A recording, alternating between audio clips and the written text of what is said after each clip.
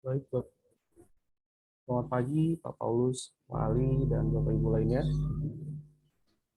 Jelas ya untuk suara saya ya? Jelas, Mas Dengarannya. Yuda. Udah kita seperti tadi loh. Keris ini. 70-an. Lebih. Saya 70-an, 80 ini kurang. Oh iya? Tidak muncul Pak. Restart dulu. Pak Tias mohon unmute, Mas.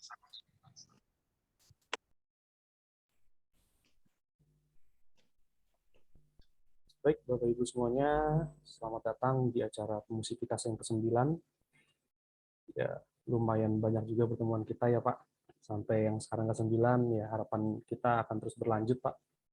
Terusan dengan judul yaitu peran media TV, TAI TV ya Pak ya, Pak Paulus ya, benar ya Pak? Ya, TAI TV melalui filantropi dalam membangun perlindungan sosial. Dan memang sebelum ini memang saya sudah sedikit mencari ya Pak, karena memang kalau boleh sharing ini termasuk salah satu tontonan ibu saya. Ibu saya terima kasih Mas. sangat suka sekali dengan tayangan-tayangan dari TAI TV. So memang saya sempat mencari juga Pak di internet dan lain-lainnya, memang ada beberapa tagline yang saya sangat suka dari TAI TV, yaitu pertama cinta kasih universal, kemudian di TAI TV ini juga menggali kisah kemanusiaan pastinya, dan juga ada juga tagline yang saya suka itu kami ingin terus menjadi aliran jernih bagi masyarakat. Ya memang mengingat tayangan-tayangan sekarang, TV sekarang atau tayangan-tayangan media sekarang memang agak-agak ini ya Pak ya, agak-agak bebas, sehingga saya pikir memang TAI TV ini menjadi penjernih, bisa dibilang menjadi pemberi hal yang positif ya Pak di media streaming sekarang. Baik, sebelum kami memulai diskusi ini, saya persilakan Pak untuk Pak Ali Humaydi untuk bisa memberikan sambutan terkait tentang kegiatan kita kali ini. Baik, terima kasih Mas Yuda. Assalamualaikum warahmatullahi wabarakatuh. Waalaikumsalam. Waalaikumsalam Pak. Selamat pagi, salam sejahtera untuk kita semuanya. Yang saya muliakan, tamu kita, pembicara kita, narasumber kita, Bapak Paulus Florianus Suhardi dari TAA TV. Terima kasih atas kesediaan Bapak mewakili TAA TV, dan kemudian nanti saya berharap dapat memberikan pencerahan buat kita semuanya di Sivitas KSDK. Kemudian Mas Yuda sebagai moderator dalam pertemuan hari ini, Bapak Ibu Profesor Riset, para peneliti utama, peneliti madya, peneliti muda, dan peneliti pertama, seluruh Sivitas, Pusat Riset, Kesejahteraan Sosial, Desa, dan Konektivitas. Alangkah bahagianya pada hari ini kita memasuki temu Sivitas yang ke-9. Jadi sudah 9 kali pertemuan Bapak. Jadi ini berganti narasumber dan sebagainya. Tetapi isu-isu utama yang diangkat di dalam setiap temu Sivitas itu selalu mengarah pada isu perlindungan sosial, kesejahteraan sosial, kemudian jaminan sosial, termasuk ada juga terkait konektivitas wilayah pedesaan, antar wilayah, dan sebagainya. Maksud kami mengundang Bapak Paulus Florianus adalah memberikan pemahaman dan pembelajaran baik tentang suatu proses produksi dari TAA TV yang mampu memantik pertama sifat kedermawanan dari masyarakat Indonesia, kemudian yang kedua adalah adanya ikatan kuat untuk membangun mekanisme sosial di dalam upaya mengatasi kerentanan, mengatasi keterbatasan, dan sebagainya. Jadi isu tentang bencana, isu tentang anti kemiskinan, isu tentang pengentasan kemiskinan, dan sebagainya adalah bagian utama dari misi kami di KSDK. Bapak Paulus Florianus, perlu kami sampaikan juga sebenarnya kami sedang berusaha membuat namanya 10 desa laboratorium kesejahteraan sosial. Di situ adalah upaya kami memadukan kolaborasi eksihelik 6 pihak, itu adalah pemerintah, kemudian NGO, lalu masyarakat umum, kemudian para perantara budaya, pelaku usaha, dan media. Jadi itu yang kami ingin bangun supaya bisa menjadi pusat gravitasi produksi pengetahuan dan sekaligus bisa menjadi contoh atau prototipe pemerintah di dalam mengembangkan desa berkesejahteraan dan berkeadaban. Bagi kami, katanya kami selalu mendorong berkeadaban. Jadi dengan hadirnya Bapak, insya Allah kami akan mendapatkan arah yang jelas, kemudian mekanisme yang jelas untuk bisa mengembangkan rencana 10 desa laboratorium kesejahteraan sosial. Kami berharap seperti itu, Bapak. Semoga nanti masukannya ada ke situ. Dan tentu kami mengucapkan banyak terima kasih atas kesediaan Bapak dari Taat TV. Apalagi sekali lagi ini kan adalah narasumber yang kami selalu sebut adalah pro bono ya Pak. Karena mekanisme di BRIN sekarang berbeda sekali. Jadi tidak ada pendanaan untuk honor narasumber dan sebagainya. Kami sangat berterima kasih untuk kesediaan Bapak dalam diskusi ini. Dan tentu salam buat teman di Taat TV yang terus berproduksi, terus memberikan pencerahan bagi masyarakat Indonesia, selalu dilindungi oleh Tuhan, diberikan kesehatan dan kebahagiaan bagi para praktisi dan keluarganya di Taat TV. Terima kasih, itu sambutan dari saya. Dan teman-teman mohon menyimak dengan sebaik mungkin. Insya Allah nanti jumlahnya akan terus bertambah, biasanya sampai 120-an, Pak. Saya kembalikan ke Mas Yudo. Terima kasih. Silakan Mas Yuda. Terima kasih kembali. Baik, langsung saja ke acara selanjutnya, yaitu paparan dari Bapak Paulus Florianus. Bapak Paulus, dipersilakan. Selamat siang, suara saya jelas, Mas? Jelas, Pak. Oke, terima kasih Prof. Ali, Mas Yuda, dan teman-teman dari Sivitas SKD.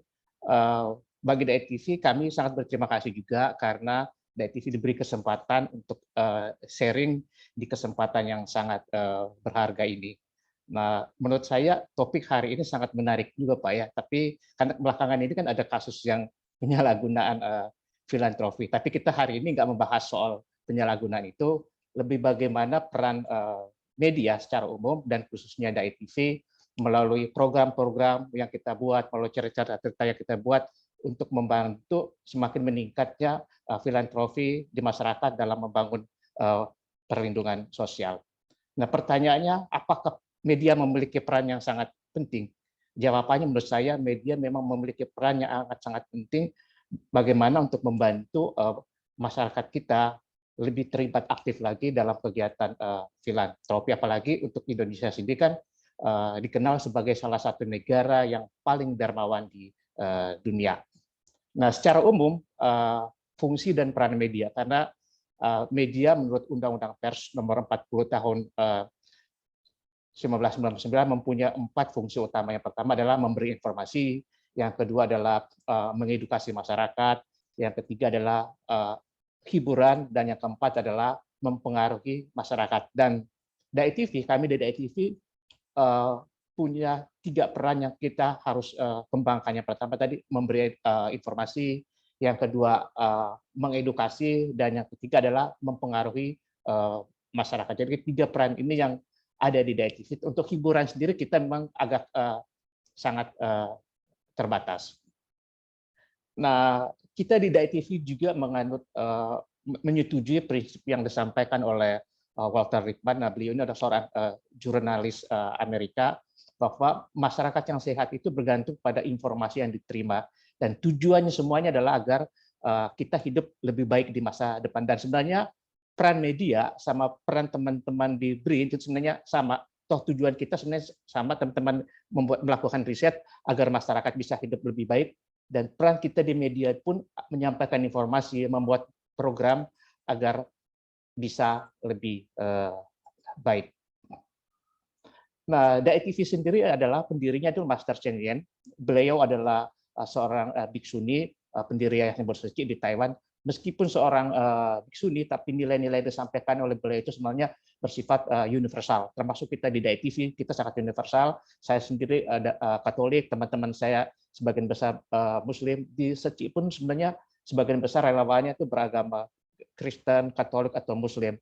Nah, tujuan berdirinya Dai TV menurut Master adalah agar Dai TV bisa menyampaikan hal-hal yang baik, hal-hal yang positif di tengah masyarakat, agar semakin banyak masyarakat terinspirasi untuk melakukan hal-hal yang positif. Jadi menurut beliau, media yang menunjukkan kebaikan sifat manusia merupakan pendidikan terbaik dalam masyarakat. Nah, dalam konteks filantropi sendiri, Dai TV memang kita sangat terlibat aktif sekali untuk menyampaikan hal-hal yang baik di masyarakat, kegiatan kedermawan di masyarakat, kegiatan-kegiatan filantropi di masyarakat. Bahkan kita, Dai TV pun sebenarnya kita juga melakukan kegiatan filantropi untuk mendukung agar masyarakat bisa lebih baik. Karena kami di Dai TV, di Yayasan Seci juga ditekankan bahwa ketika kita menolong orang lain, sebenarnya kita sedang menolong diri kita sendiri. Makanya semua program-program yang kita sampaikan ke masyarakat itu kalau bisa mengandung nilai-nilai yang positif. Namun saat ini seperti yang kita ketahui bersama bahwa media itu sudah menghadapi tantangan yang sangat besar. Nah, saingan TV saat ini bukan sesama TV lagi, atau saingan koran bukan sesama koran lagi. Saingan media TV saat ini adalah media sosial. Nah, sementara seperti yang kita ketahui bersama bahwa media sosial itu mereka tidak punya batasan, tidak punya tanggung jawab dan sebagainya. Mereka bisa menyampaikan banyak sekali konten-konten yang belum tentu juga benar, yang bisa saja dilebih-lebihkan, dibuat seolah-olah itu benar, ternyata sebenarnya tidak benar. Atau mungkin kasus belakangan ini kan kita tahu ada banyak anak-anak Citayam atau Bojong yang ke Sudirman Tamrin. Sebenarnya itu kan bagian dari yang diciptakan untuk konten juga. Apakah mereka sebenarnya seperti itu? Ya harus bisa diteliti lagi. Tapi karena di belakangnya memang ada yang mobilisasi untuk membuat konten di media sosial, untuk membuat konten di TikTok dan lain sebagainya. Nah, ini data yang saya ambil dari Digital Report 2022 bahwa di Twitter itu ada sekitar 500 juta cuitan per hari. Terus di YouTube itu setiap menit ada 500 konten YouTube yang diupload. Di Instagram ada 100 juta foto per hari dan 5 juta video per hari. Dan berdasarkan riset juga, justru sebagian besar konten yang disampaikan di sosial media itu kurang mendidik. Ada sih mendidik yang positif, tapi sebagian besar berdasarkan riset adalah kurang mendidik. Sementara saat ini masyarakat dunia, terutama Indonesia, sumber utama informasinya itu sekarang bukan lagi media, tapi lebih ke media sosial. Contoh, untuk di dunia sendiri, orang membaca berita itu 82% dari digital media. Digital media itu bisa dari internet dan lain sebagainya. Terus juga untuk di dunia, orang mendapatkan informasi dan lain sebagainya itu 57%, dan kasus di Indonesia justru lebih tinggi lagi. Orang Indonesia itu lebih suka mendapatkan informasi lewat WhatsApp, TikTok, Facebook, dan lain sebagainya. Dan media sudah mulai ditinggalkan. Sementara tadi seperti yang saya sampaikan di depan, bahwa informasi-informasi yang disampaikan di sosial media itu belum tentu semuanya benar. Karena rata-rata sebagian adalah demi konten yang dibuat untuk menarik minat masyarakat sebesar-besarnya, tapi kebenarannya belum tentu benar. Sementara kalau kami di TV, di media, kami terikat pada kode etik jurnalistik. Kalau di TV kami terikat pada dua kode etik. Yang pertama Undang-Undang Pers, dan yang kedua juga dari peraturan dari KPI. Jadi semua berita yang kami sampaikan itu harus benar-benar sesuai dengan norma-norma dan etika yang berlaku. Nah, apalagi dalam konteks kami di Dai TV. Kami di Dai TV itu sangat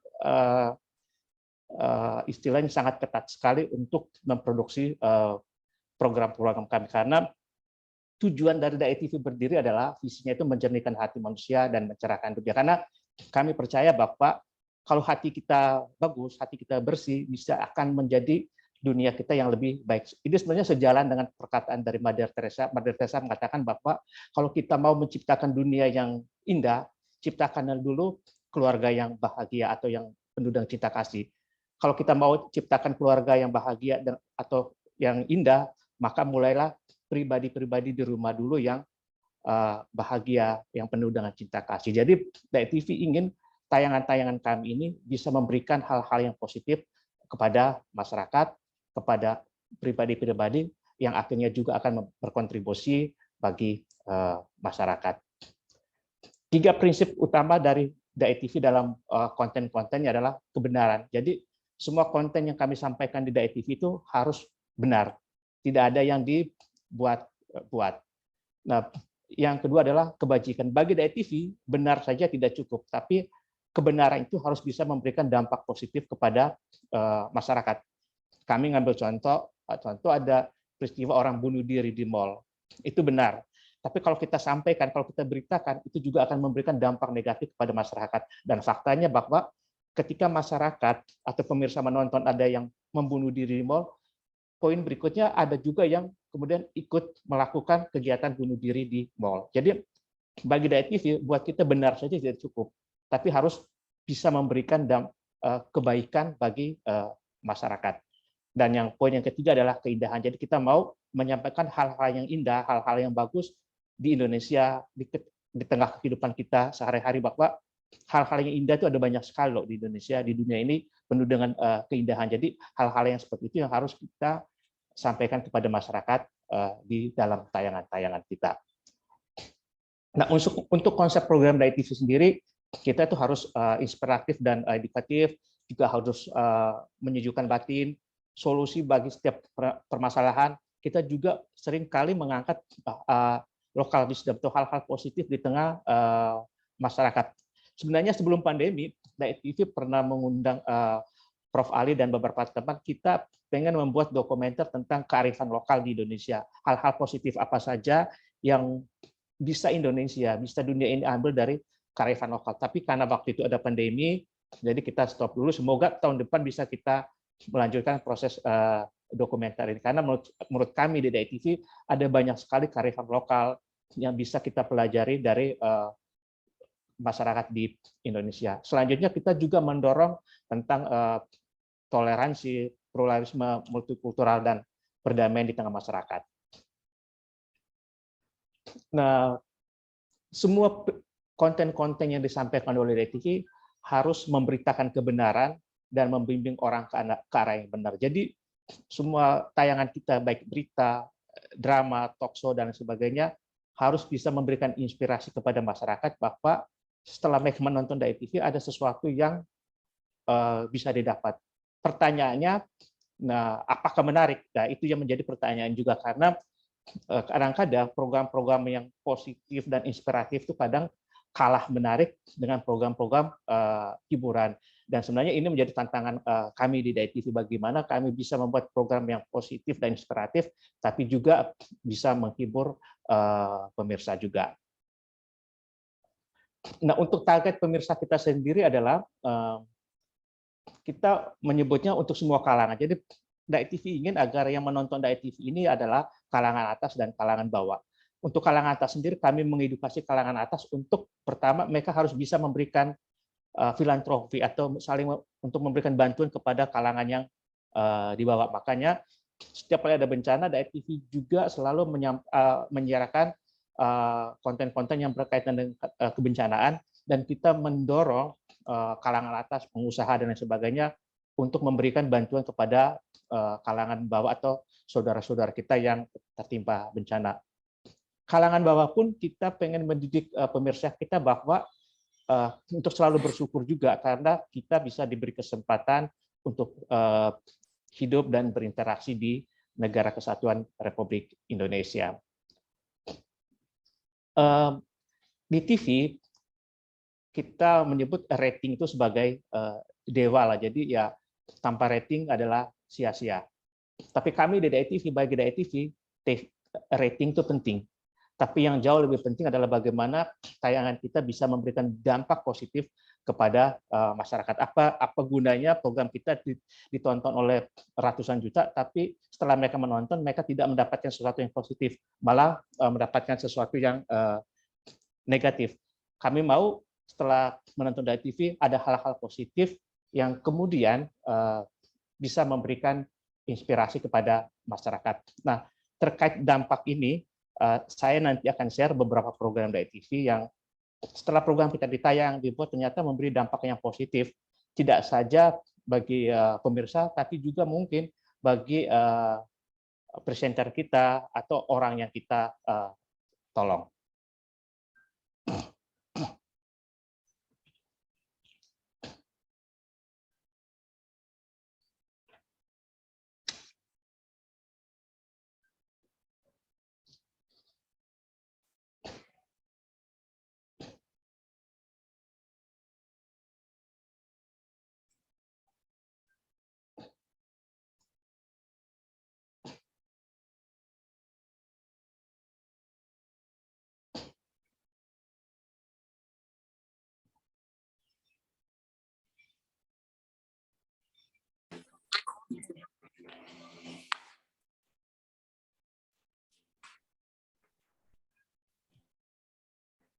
Ini seharusnya ada suaranya nggak Pak ya? Oh, nggak ada suaranya Pak ya? Ah, nggak ada suaranya. Ketika mau share screen, ada yang diklik Pak di pojok kiri bawah. Pojok kiri bawah.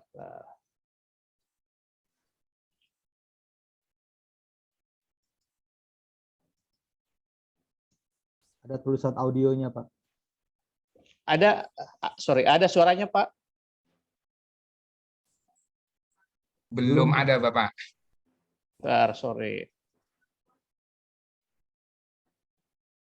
Di stop share screen dulu Pak. Di stop dulu. Ulang lagi dari awal. Saya stop share. Sorry. Ada tulisan share sound Pak di kiri bawah pojok. Share sound-nya Pak ya. Saya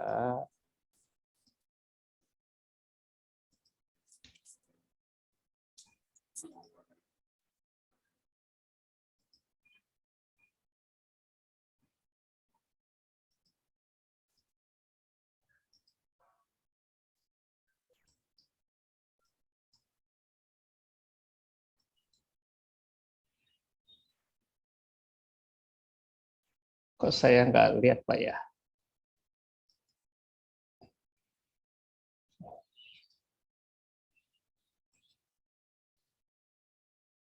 Atau Mas Yuda bisa bantu share videonya Mas? Yang saya kirim kemarin. Baik Pak, saya coba dulu ya Pak. Ya. Sorry.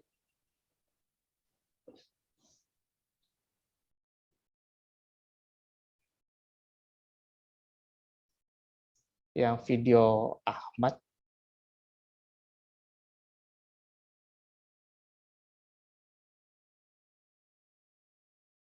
Bisa Mas Yuda?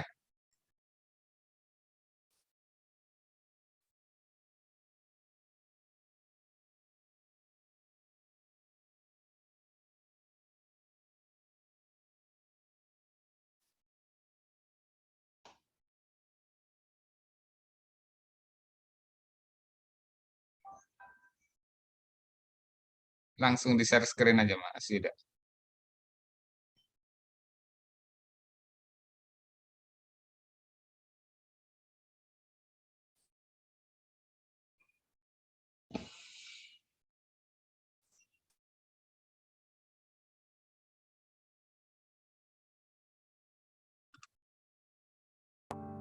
Dengar nggak Pak Bapak?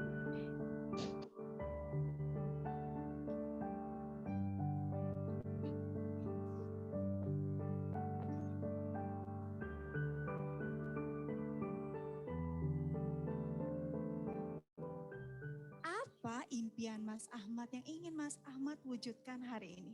Jadi saya pengen berbagi sembako lebih banyak lagi kepada teman-teman tunawisma.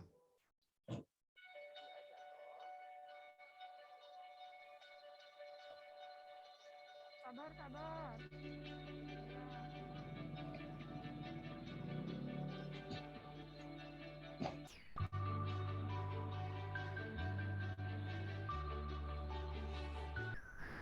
Alhamdulillah hari ini kita berbagi dengan 150 pack sembako yang isinya ada beras, gula, dan minyak. Di mana minyak sekarang kita semua udah tahu nih, minyak lagi barang langka dan semahal banget.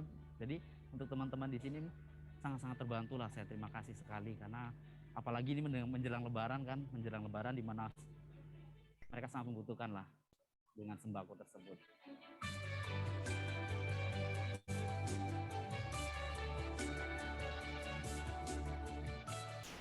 Puji Tuhan, puji syukur, alhamdulillah hari ini kita akan mengadakan perwujudan mimpi untuk mimpi dari narasumber mimpi jadi nyata, Saudara Ahmad.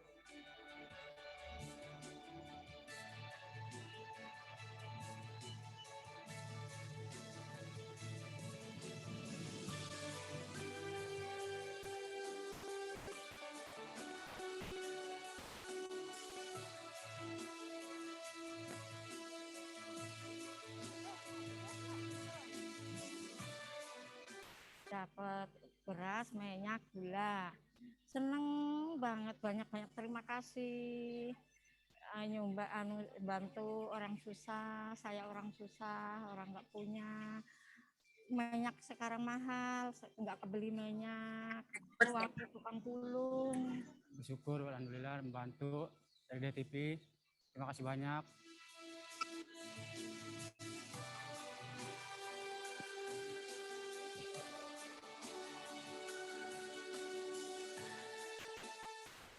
Kalau buat lebaran, nanti kan bisa masak, bisa goreng lauk lah. Ya buat ini Bu bikin tupat apa kalau gitu. Banyak Pak Ahmad, mudah-mudahan banyak rezeki, biar sehat selalu. DTV biar maju terus. Pak Donatur, semoga diparingi milik rezeki yang banyak, Pak Donatur.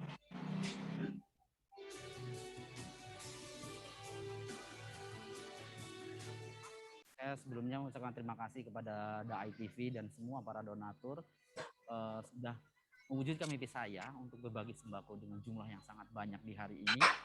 Harapannya semoga kebaikan ini tetap menular lah, tetap terjalin dan tetap menyebar.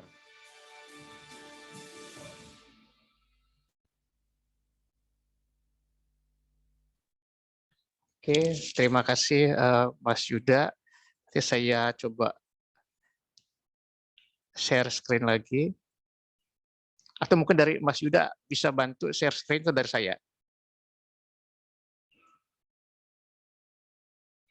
Dari saya bisa Pak, sebentar ya Pak. Oh iya.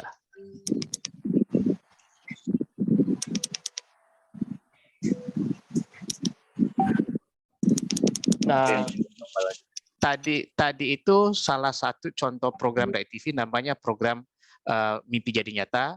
Mas bisa diturunin agak ke bawah. Program ini adalah program DAI TV pengen mewujudkan mimpi orang-orang, baik mimpi untuk diri sendiri maupun untuk komunitasnya. Dan kemudian ada donatur kita atau sponsor kita yang mewujudkan mimpi kita sebutnya sebagai pejuang mimpi. Nah, di kasus ini, DAI TV mewujudkan mimpi Ahmad. Ahmad ini seorang office boy, dan setiap, seminggu dalam seminggu 3-4 kali, beliau ini berbagi makanan untuk para pemulung maupun pada hewan terlantar. Nah, uangnya itu beliau kumpul dengan teman-temannya sesama cleaning service, kemudian dapat juga donatur, dan mereka berbagi sembako. Dan kisah Ahmad ini juga menginspirasi host kita, Ferdi Hasan, untuk berbagi. Jadi Ferdi Hasan pun sekarang ikut menyumbangkan kepada Ahmad, agar Ahmad ini bisa memberikan semakin banyak bantuan kepada orang-orang yang membutuhkan. Nah, program Mimpi Jadi Nyata ini pun tadi dibiayai oleh para sponsor, para donatur kita. Jadi kita mempertemukan orang-orang yang punya mimpi dan juga orang-orang yang mau membantu untuk mewujudkan mimpinya. Next, Mas.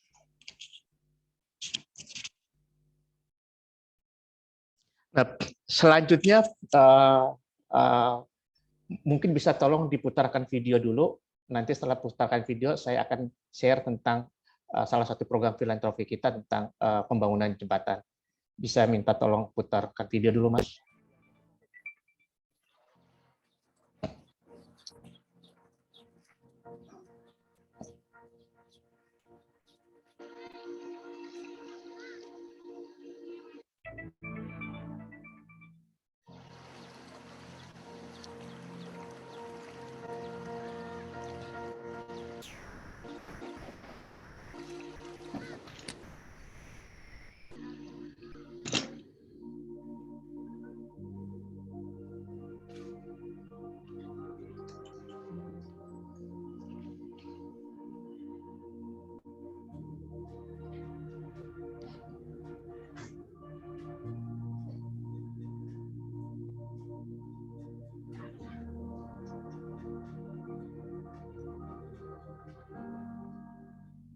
Kami sangat bahagia ada jembatan yang katanya didanai oleh Yayasan Suci katanya.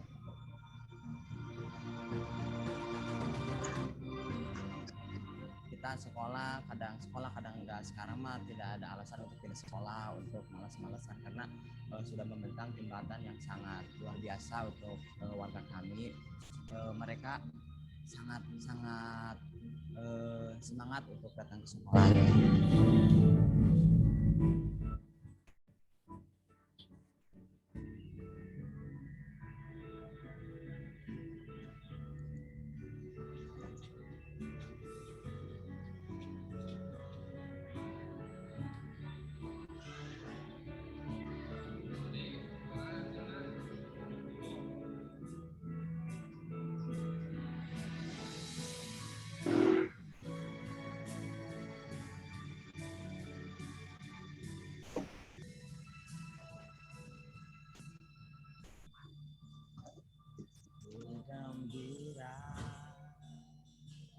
Karena kami kangen ingat waktu nyebrang, tapi setelah ada jembatan kami bisa sekolah lebih layak lagi seperti orang biasa sekolah. Cinta dan kasihmu menguatkan hatiku.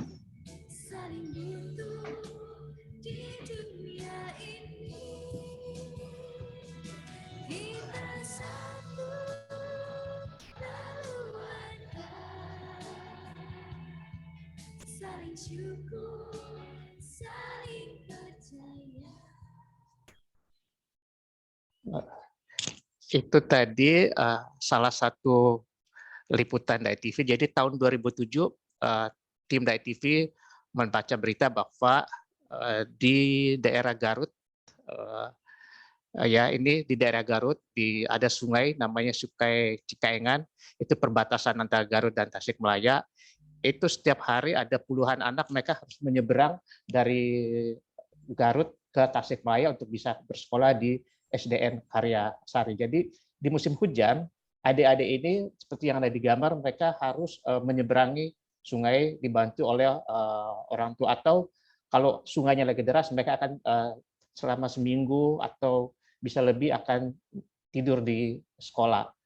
Lalu tim kita mengangkat liputan ini, kemudian ditonton oleh para donatur di Yayasan Buddha Seci, dan kemudian pada tahun 2007 Yayasan Buddha Seci mulai membangun jembatan dari bulan April sampai Agustus, panjangnya itu sekitar 105 meter. Dan ternyata apa yang kita pikirkan hanya membangun jembatan, dampaknya sampai sekarang terasa sangat luar biasa, baik dari pendidikan maupun dari sisi ekonomi. Next, Mas. Nah, kita bangun jembatan tahun 2007, Dan setelah membangun jembatan ini kemudian menginspirasi banyak relawan dan juga pemerintah setempat untuk mulai memperhatikan sekolah ini, karena dulu sekolah ini tidak pernah diperhatikan, tapi setelah kita membangun, mereka mulai memperhatikan. 2009 sekolahnya dulu sangat jelek, kemudian direnovasi dan diperbaiki, akses jalan di sana pun kemudian diperbaiki, listrik pun diperbaiki, karena semakin banyak murid yang bisa bersekolah di sana, kemudian dibangunlah SMP dan juga SMA dan SMK, dan ada juga dibangun TK. Jadi liputan yang awalnya kita anggap hanya mengangkat kisah inspiratif anak-anak ini, kemudian mendorong relawan SECI untuk membantu, kemudian menginspirasi banyak orang, terutama pemerintah setempat juga untuk memperhatikan anak-anak di sana. Next, Mas. Dan yang lebih membahagiakan kita lagi adalah ternyata anak-anak yang dulu itu ikut nyebrang ke kali, di kali itu, sekarang mereka sudah menjadi guru, termasuk tadi yang si guru itu dulu yang pernah ikut menyeberang, yang kita ambil gambarnya, sekarang dia sudah menjadi guru, dan ada beberapa tamatan di sana pun sudah menjadi guru, dan mereka sudah bisa berkuliah ke Jakarta atau ke Jogja. Next, Mas. Nah, liputan jembatan ini kemudian menginspirasi Yayasan Buddha SECI juga untuk lebih banyak membantu pembangunan jembatan.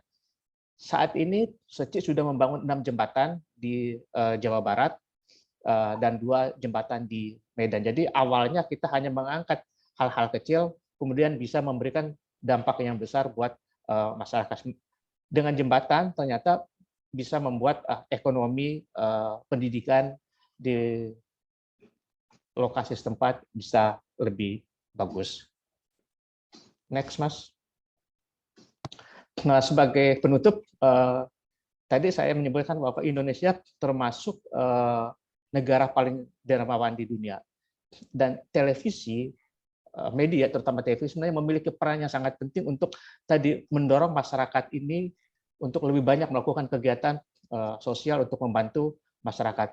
Tidak saja mendorong masyarakat untuk lebih banyak melakukan kegiatan sosial, tapi juga fungsi media adalah untuk mengontrol dan mengevaluasi juga, karena banyak juga filantropi yang salah sasaran dan media punya peran untuk mengkoreksi itu, dan semuanya ini juga akan tadi bisa membantu masyarakat untuk keluar dari kemiskinan. Demikian sharing saya hari ini. Kalau bisa nanti kita bisa tanya jawab, itu yang bisa saya share dari DAI TV. Terima kasih. Terima kasih Pak Paulus atas informasinya, paparannya. Baik, selanjutnya kita akan buka sesi diskusi. Menariknya di chat ini sudah ada satu penanya, Pak. Jadi mungkin nanti akan ada, mungkin maksimal 5 ya, Prof. Ali ya? Atau bisa lebih, tergantung dari waktu saja ya, Prof. Ali ya? Silakan, silakan. Baik, yang pertama ini dari Bapak Iwan Setiaji. Beliau menanyakan, setahu saya siaran atau program Pay TV tidak komersil dan non-profit. Mana sistem pendanaan atau sehingga bisa tetap bertahan atau eksis dan proses produktif langsung? Terima kasih. Terima kasih pertanyaannya. Kayaknya memang pertanyaan ini biasanya selalu ditanyakan oleh teman-teman setiap kali saya sharing. Ya, DAI TV adalah TV non komersial, tapi untuk operasional sehari-hari kita sebenarnya dibantu oleh para donatur. Contoh tadi kita program Mimpi Jadi Nyata, kita punya donatur yang mensupport program ini dan juga mensupport untuk mewujudkan mimpinya. Tapi di DAI TV juga kita terbuka untuk iklan PSA, istilahnya iklan sosial layanan masyarakat dari perusahaan-perusahaan untuk menayangkan kegiatan CSR-nya mereka di DAI TV, dan itu mereka membayar ke DAI TV. Tapi iklannya bukan iklan produk. Saya ngambil contoh seperti Indofood. Indofood punya produk mie, tapi Indofood tidak mengiklankan produk mie-nya di DAI TV, tapi lebih ke kegiatan sosial yang dilakukan oleh Indofood di masyarakat. Jadi di DAI TV ada corporate sponsor, ada sponsor dari perusahaan, ada juga secara individu yang kita sebut sebagai Friends of DAI, sahabat DAI, yang mereka menyumbang kepada DAI TV. Bahkan untuk kita di Medan, kita Dai TV untuk terestrial itu di Jakarta dan di Medan. Di Medan itu Dai TV punya Green Point atau Depo Pelestarian Lingkungan. Nah, masyarakat relawan Seci di Medan membantu mengumpulkan sampah dari masyarakat, kemudian sampah itu diolah, dijual, dan sebagian besar dananya mereka sumbangkan ke Dai TV. Dan penghasilannya sebenarnya lumayan besar, bisa menghidupi teman-teman yang di Medan. Jadi sumber pendanaan Dai TV adalah pertama kita punya sponsor, baik itu dari corporate maupun juga dari individu, dan juga kita juga membuat kegiatan-kegiatan, contoh dalam rangka Hari Ibu, Dai TV membuat kegiatan seperti membasuh kaki ibu dan lain sebagainya, dan itu kegiatan itu disponsori oleh perusahaan-perusahaan, sehingga Dai TV juga bisa mendapat pemasukan. Ada iklan di Dai TV, tapi semuanya dalam bentuk iklan layanan masyarakat. Jadi di Dai TV tidak ada iklan produk. Semoga bisa membantu. Baik, Pak Paulus, terima kasih untuk inputnya. Di sini ada 3 penanya ya. Baik, saya teruskan kepada Ibu Ikawati dari Yogyakarta, Ibu. Dipersilakan Ibu jika ingin bertanya. Selamat siang, terima kasih Bapak waktunya. Begini Bapak, kami ingin menanyakan, kalau di BRIN itu adalah kegiatannya adalah penelitian ya. Kalau apakah bisa kegiatan-kegiatan penelitian yang mungkin bisa seperti pemberdayaan masyarakat, kemudian pemberdayaan lansia, kemudian pemberdayaan wanita rawan ekonomi dan sebagainya. Apakah itu bisa ditayangkan melalui program DAA ini? Apakah itu bisa dan bagaimana caranya? Kita kan punya keberhasilan di lapangan kaitannya dengan kegiatan penelitian yang kita lakukan. Apakah itu bisa? Terima kasih Bapak. Assalamualaikum warahmatullahi wabarakatuh. Oke, saya langsung jawab ya Mas ya. Oke, terima kasih Ibu Ika. Sebenarnya bisa sekali karena Dai TV banyak sekali juga menayangkan program-program hasil riset yang dilakukan oleh teman-teman lain di berbagai daerah di Indonesia. Dan nanti mungkin kita bisa saling kontak Bu. Kita punya tim yang nanti pasti, nah prosesnya itu mereka akan riset dulu baca, saya itu akan kontak narasumbernya, dan kalau ternyata menurut tim kita oke, biasanya teman-teman itu akan ke lokasi untuk mengambil liputan, kemudian kita tayangkan di Dai TV. Dan sebenarnya sebagian tayangan di Dai TV ini selain tayang di Jakarta dan Medan, kita juga ditayangkan di Taiwan juga atau di beberapa negara yang mereka membeli konten-konten kita juga gitu. Jadi jawabannya bisa, mungkin nanti tinggal kita koordinasi mana yang cocok untuk kita liput. Terima kasih Bapak. Terima kasih Bapak Ibu untuk jawabannya. Kemudian selanjutnya Pak Paulus ada dari Bapak Abdul Muthalib. Bapak? Ya. Silakan Bapak. Selamat siang Pak Paulus. Selamat siang Pak Abdul. Ya. Terima kasih Pak. Paparannya menarik sekali gitu. Menarik sekali ya. Terutama tadi ada tayangan tentang jembatan Pak ya. Ini menarik sekali Pak karena saya lihat mungkin bukan hanya dampak pada pendidikan Pak ya. Menarik buat kami itu masalah dampak ekonominya terhadap jembatan yang menghubungkan minimal 2 desa Pak ya. Karena tahun 2020 kalau tidak salah itu Kementerian PUPR itu membangun ada sekitar 38 jembatan Pak yang tersebar di Aceh, Sumatera Utara, Jambi, Babel, Banten, Jawa Tengah dan lain-lain. Itu ada 38 tahun 2020. Kenapa? Karena dalam waktu dekat insya Allah ya kami akan membuat satu kajian tentang fungsi jembatan ini, terutama jembatan gantung kan Pak ya, jembatan gantung yang hanya bisa dipilih oleh, mungkin kalau motor mungkin bisa ya, motor roda 2 itu ya. Motor bisa ya, kayaknya Pak. Ya, ada di beberapa tempat yang bisa dari motor. Maksudnya begini Pak, dalam waktu dekat insya Allah kami akan melakukan satu kajian tentang fungsi jembatan timbang sebagai sarana konektivitas antar desa yang berdampak pada ekonomi gitu loh. Artinya dengan adanya jembatan gantung itu nanti kegiatan ekonomi antar desa itu akan lebih berkembang. Mungkin salah satunya itu sebagai bangkitan itu. Ada bangkitan ekonomi baru di satu desa. Nah, maksud saya bisa tidak seandainya kami melakukan riset ke desa, itu bisa didampingi DITV untuk menayangkan gitu. Kami membuat satu risetnya, nanti DITV-nya itu menayangkan, karena ada satu juga konten itu di YouTube itu ya, ada namanya Indonesiaku. Indonesiaku itu dia ada seluruh Indonesia di desa-desa ditayangkan sama dia. Cuma kan tidak tertulis itu loh. Areanya sebagai tontonan aja. Maksud saya kalau kita bisa berkolaborasi, dari kami dari BRIN membuat satu riset, mungkin dari DITV itu dia yang akan nanti membuat tayangan-tayangan gitu loh. Jadi kalau seandainya bisa, nanti kami minta jawaban seperti apa, barangkali dalam waktu dekat nanti kami laporkan dengan pimpinan juga, karena kami tertarik Pak. Justru sebetulnya sebelum Bapak ini menampilkan masalah jembatan, kami udah ada objek itu, memang jembatan itu, karena fungsinya untuk membangun ekonomi, bukan hanya untuk pendidikan saja ya, kesehatan dan lain sebagainya. Dengan adanya pembangunan jembatan ini, mungkin salah satu atau dua desa itu ekonominya kan berkembang, karena adanya interaksi masyarakat, mungkin juga untuk jalur perdagangan antar desa dan lain sebagainya. Karena menarik sekali, terima kasih Pak. Cuma itu aja, seandainya saya minta mohon pencerahan apakah memang bisa. Kalau memang bisa nanti kita laporkan pimpinan bagaimana cara kita untuk berkolaborasi dengan DITV dalam rangka satu riset yang akan kami buat. Jadi nanti risetnya jadi tayangannya, tapi di DITV juga menayangkan di TV gitu Pak. Saya kira gitu aja Pak. Terima kasih banyak. Selamat siang.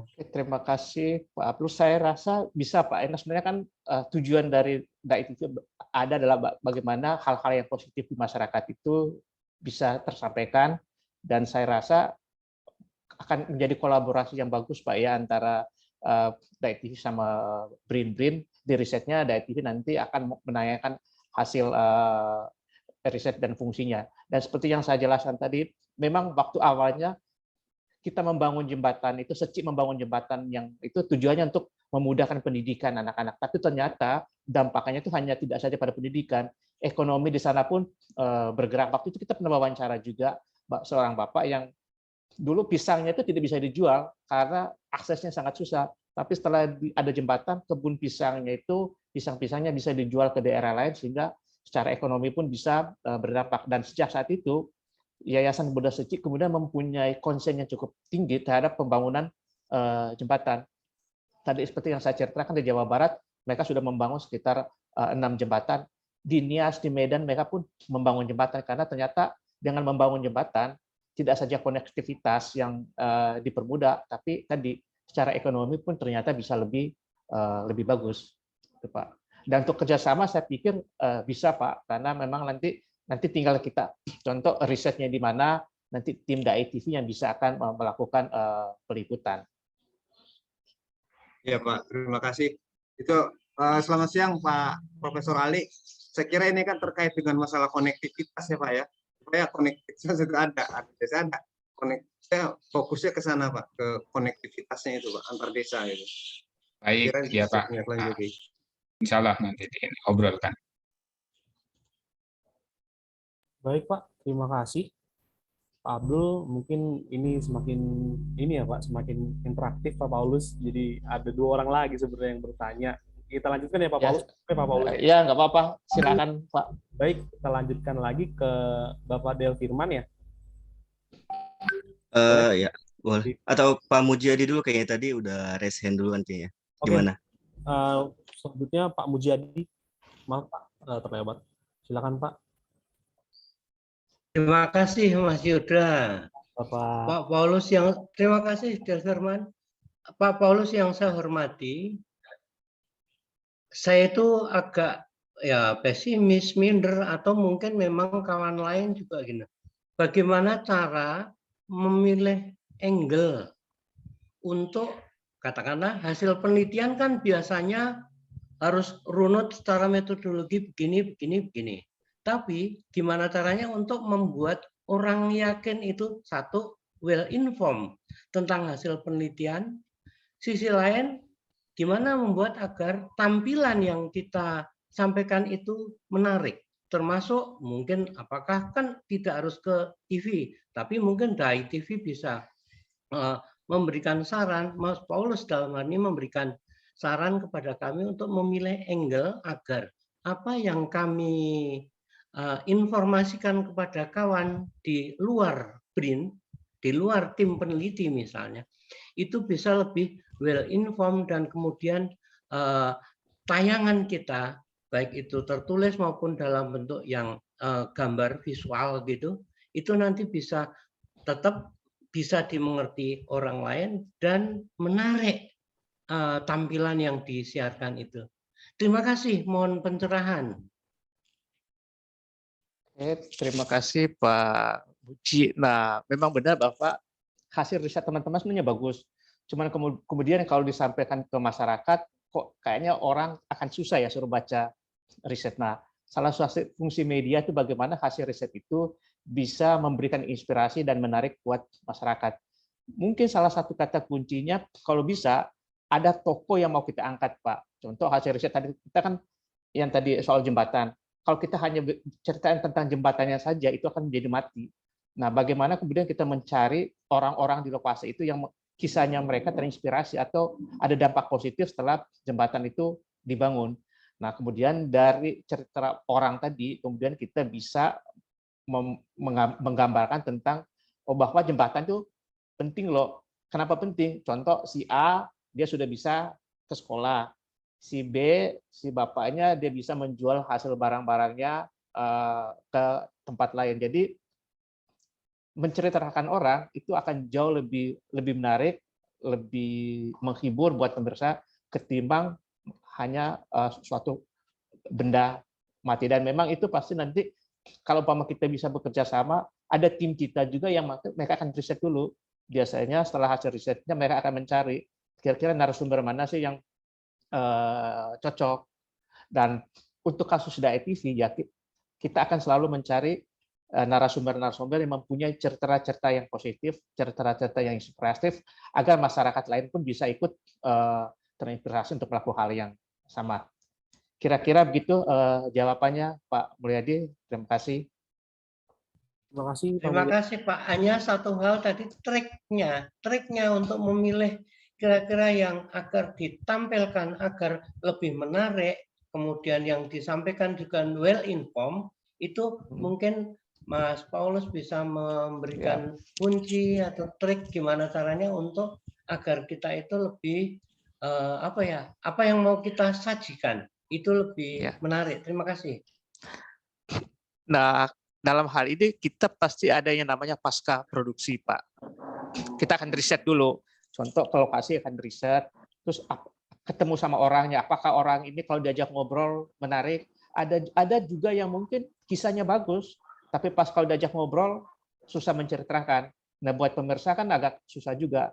Nah, makanya ada dari kita mungkin nanti akan coba contoh kita akan mencari tadi orangnya yang bisa diajak ngobrol. Kalau tidak bisa diajak ngobrol pun mungkin kita bisa ngasih treatment semacam panduan pertanyaan kira-kira apa yang mau dijawab, apa yang mau disampaikan. Dan tadi saya bilang ada pasca produksi yang kita harus melakukan riset, Pak.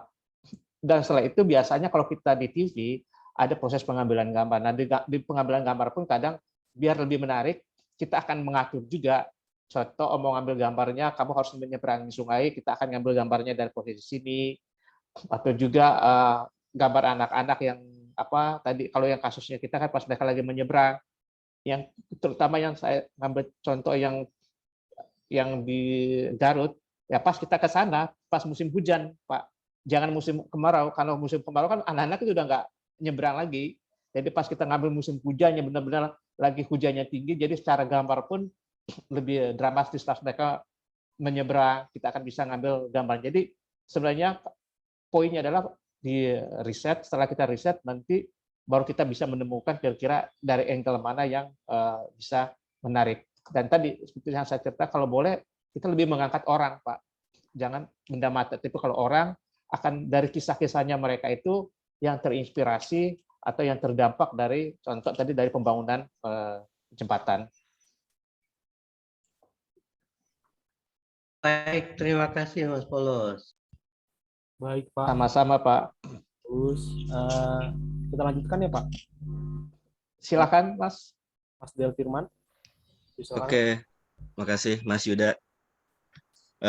Selamat pagi Pak Paulus, dan terima Selamat kasih pagi, juga Mas. untuk terima kasih buat Pak Kades juga yang udah ngangkat isu kajian ini ya, karena saya sendiri sangat tertarik sama sesuatu yang berhubungan sama media, karena sebelumnya mungkin sebelum di sini saya lamanya sebenarnya bekerjanya sebagai peneliti di media. Jadi alhamdulillah ya ternyata ada juga sesuatu yang bisa sangat menarik lah gitu ya. Karena kalau saya sih mungkin lebih banyak ngomong tentang peran medianya sendiri sih, terutama dalam mengangkat narasi-narasi filantropis atau narasi pemberdayaan masyarakat di TV nasional atau di media lainnya. Karena kalau minjem istilahnya Noam Chomsky, sebenarnya bahkan media itu bukan cuma untuk mempengaruhi aja, tapi udah sampai bisa sebagai alat propaganda gitu, saking kuatnya gitu ya. Jadi akan sangat baik ketika ternyata emang dampaknya bisa sampai sebesar itu untuk kita mengangkat narasi-narasi filantropis atau pemberdayaan di suatu daerah. Nah, tapi yang perlu saya cermati atau saya tanyakan juga sebenarnya bagaimana cara untuk menuju dampak yang besar itu. Artinya kan TV ini sebagai sebuah media amplifikasi kan butuh suatu ukuran juga, ukuran yang sebenarnya banyak menjadi dilema ya kalau di media ya. Kalau di TV itu rating dan share lah, kita nggak bisa pungkiri itu tetap menjadi satu patokan. Kalau dulu mungkin saya di ranah media digital itu lebih ke misalnya page view atau berapa viewers atau berapa share sesinya. Nah, yang saya mau tanyakan sebenarnya di Dai TV ini bagaimana sih sebenarnya rating dan share-nya si program-program yang berbau filantropis gitu ya. Karena mungkin secara pribadi saya sendiri atau mungkin rekan-rekan di sini juga mungkin kurang banyak menyaksikan juga gitu program-program yang sifatnya filantropis, atau apalagi di masyarakat luas ya, karena sajian-sajian di media itu kan banyak yang berbau ya lebih menarik yang entertainment lah gitu kan, dibanding yang edukasi dan dibanding apalagi yang berbau kerelawanan gitu, mungkin itu nggak menarik gitu di kalangan masyarakat umum. Nah, yang perlu ditanyakan adalah bagaimana sebenarnya kondisi atau program-program yang sifatnya filantropis ini dibanding dengan program-program yang lain yang sifatnya lebih entertainment lah, lebih hiburan, atau mungkin juga kayak kartun-kartun anak gitu kan, itu kan jauh lebih menarik gitu, atau mungkin ya suatu yang infotainment gitu. Lalu pertanyaan selanjutnya, ada juga kan sebenarnya selain Dai ini yang punya program berbasis filantropis gitu. Mungkin kita bisa sebut aja ya, kayak misalnya di MNC dia punya program yang kurang lebih berbasis memberikan sumbangan, dan lalu ada programnya sendiri, misalnya bangun rumah atau dikasih uang terus dari ke pasar. Mungkin sedikit berbeda, cuma konsepnya kurang lebih memberikan kepada orang yang tidak mampu gitu ya. Lalu saya lihat juga di CNN Indonesia juga sekarang udah punya tuh program-program serupa. Nah, bagaimana Dai TV ini bisa produknya itu bisa bersaing dengan mereka gitu, karena ini penting, karena kalau enggak kita nggak bisa nanti dampaknya apa setelah misalnya satu program diangkat atau suatu masalah di daerah diangkat, sedangkan mungkin nanti ternyata rating atau sharingnya juga nggak terlalu signifikan. Kurang lebih itu Pak, terima kasih. Terima kasih Mas Firman, pertanyaannya bagus, bahwa gimana ratingnya. Ya, jujur saja Pak, emang ratingnya nggak terlalu bagus. Bukan hanya dari TV saja, tapi TV-TV yang memberikan tayangan-tayangan yang edukatif sebenarnya di Indonesia. Saya ngambil contoh seperti kayak Kompas atau Metro, secara rating sebenarnya kurang terlalu bagus, karena akan kalah dengan sinetron.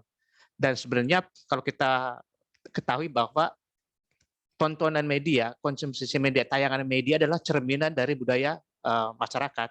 Nah, mungkin untuk saat ini orang Indonesia, kita ya mungkin hiburan kita itu hanya di sinetron saja. Beda mungkin kalau umpama di Eropa. Di Eropa mereka punya tayangan National Geo, BBC dan lain sebagainya yang kontennya bagus. Jadi mereka menonton TV itu di Eropa adalah untuk mendapatkan inspirasi dan pengetahuan. Sementara kalau kita di Indonesia sebenarnya menonton TV itu mendapatkan hiburan, karena mungkin keseharian kita kan sudah stres, Mas ya. Jadi ya kita nonton TV ya untuk hiburan. Tapi kemudian kalau kita disajikan dengan konten-konten yang bagus, masyarakat akan apa? Jadi ya kemudian yang paling laku adalah tadi konten-konten yang lawaknya saling mukul atau sinetron yang mungkin kurang terlalu mendidik.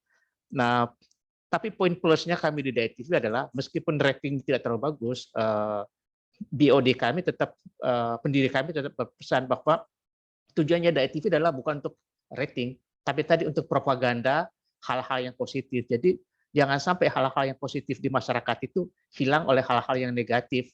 Jadi kita mau nggak mau meskipun memang ya ratingnya kurang terlalu bagus, ya kita tetap akan memproduksi konten-konten yang bisa memberi dampak yang positif. Nah, harapan saya teman-teman di sini bisa menonton Daya TV juga, karena Daya TV selain kita tayangin di TV, kita ada di OTT juga sekarang. Jadi itu juga bisa memberi semangat kepada kami untuk lebih banyak lagi membuat konten-konten yang positif.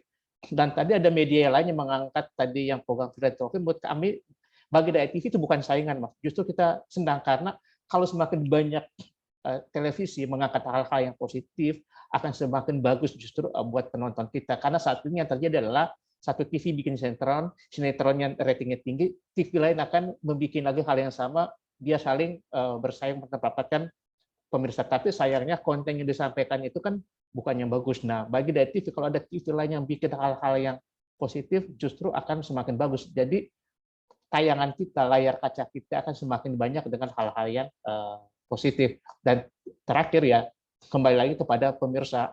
Kalau pemirsa kita masih suka nontonnya yang sinetron, ya agak susah juga untuk TV untuk bersaing. Tapi tadi seperti yang saya bilang, untungnya Daya TV adalah kita dari pendiri kita sudah menekankan dari awal bahwa rating itu bukan menjadi prioritas pada Daya TV, tapi bagaimana kita tetap memberikan tayangan-tayangan yang positif pada masyarakat.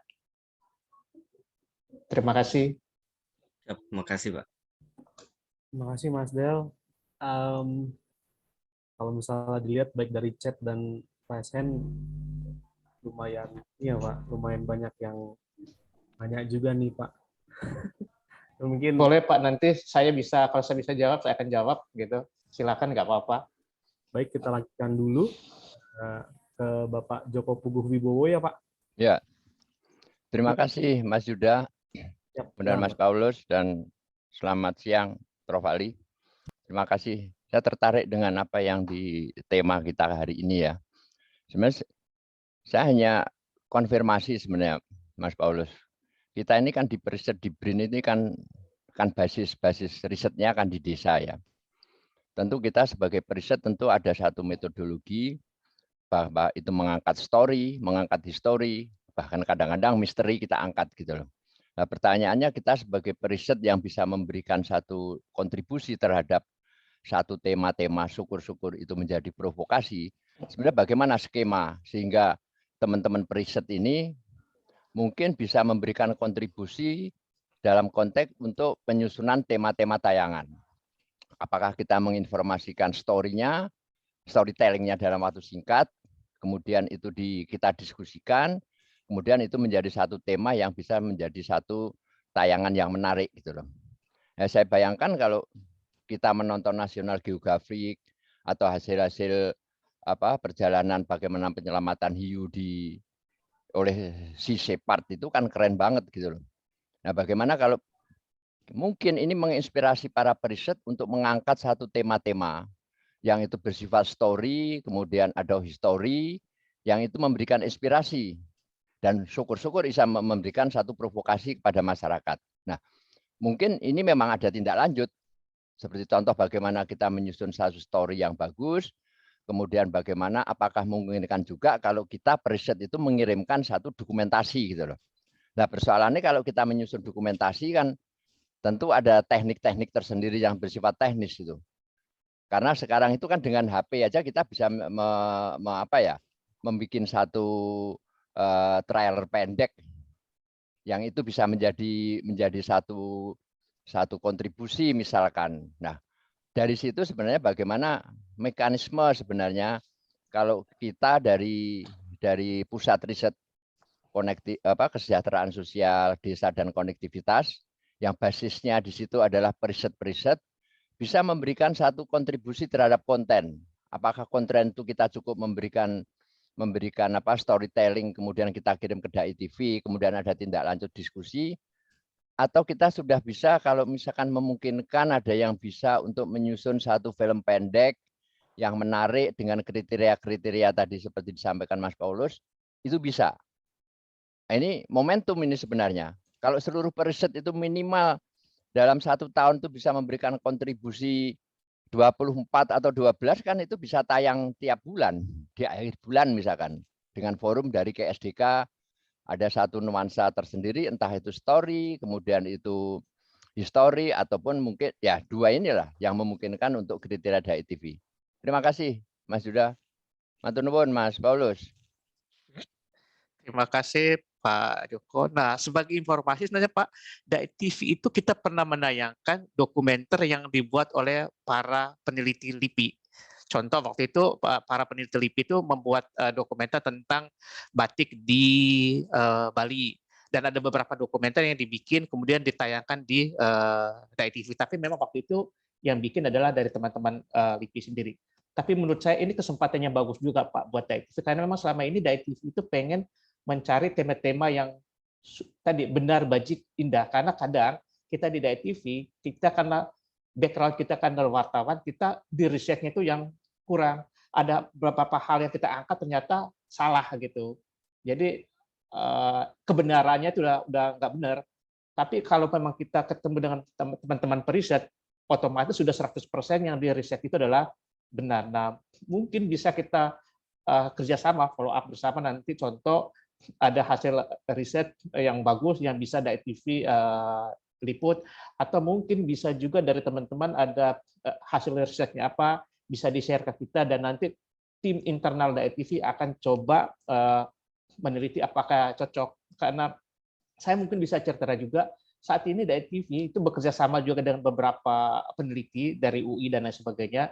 Kita mengangkat tentang jelajah Tionghoa Nusantara. Jadi bagaimana etnis Tionghoa ini mereka bisa berbaur dengan masyarakat lokal. Contoh kita meneliti tentang di Minang, ternyata di Minang itu ternyata etnis Tionghoa itu bisa mengikuti struktur budaya masyarakat lokal. Kita cari penelitinya, dan peneliti itu sebenarnya yang memberikan masukan yang positif ke kita. Jadi keilmuannya itu ada. Sementara kalau kita kan lebih ke ngambil gambarnya. Jadi sebenarnya menurut saya ini kolaborasi yang bagus, Pak. Karena tadi sebelumnya dulu kita pernah punya rencana juga mau bikin liputan tentang kearifan lokal di Nusantara, dan waktu itu kita pernah mengundang Prof. Ali.